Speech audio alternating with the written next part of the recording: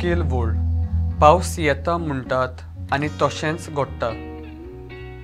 नियाळाक आदार आयचीं दोनूय वाचपां आमकां चालत्या जिविताचेर नदर मारूंक लायतात आनी आमच्या जिवितान सुदारणा करूंक आदाराचीं जावं येता। आमकां पावस तशेंच गोरमी पारकूंक येता जाल्यार आमच्या जिवितांत येतोल्या वादळ तुफानाचेर मुणगे आळकोळी आनी कोश्टांचेर जैत व्हरूंक आमी आयती जावंक जाय। आयज गोंयान आमच्या वातावरण तितलें पारकूंक सोंपें न्हय।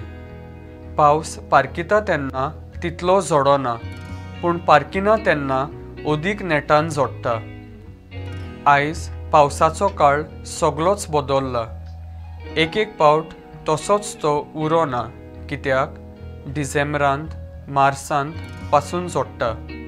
त्या पासत आमी सगळ्या वेळार तयारेन शिडकून आसूंक जाय।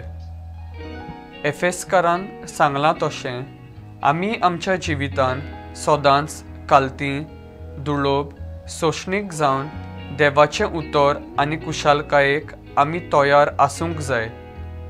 बागयोन पावलू बावार्थाक असोच शिडकायता आनी ह्या वरवीं शांतीन आनी एकवटान जियोंक उलोव मागता।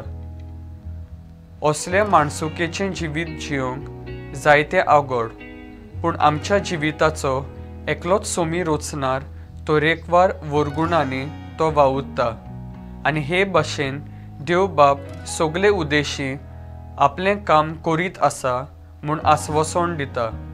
मागण्यांतल्यान त्रिएका देवाक एकवटून रावूंक आमच्यान आनी हेरांचेंय जिवीत अर्थाबरीत करूंक वावरुया। असलें मन देवाक सोदीत आसतलीं आनी जाकोबाच्या देवाचें मूख पळोवंक आशेतलीं। म्हजो थाराव पवित्र आत्म्याची प्रेरणा म्हज्या शेजाऱ्यां थंय एकवटान आनी शांतीन जियेतलो।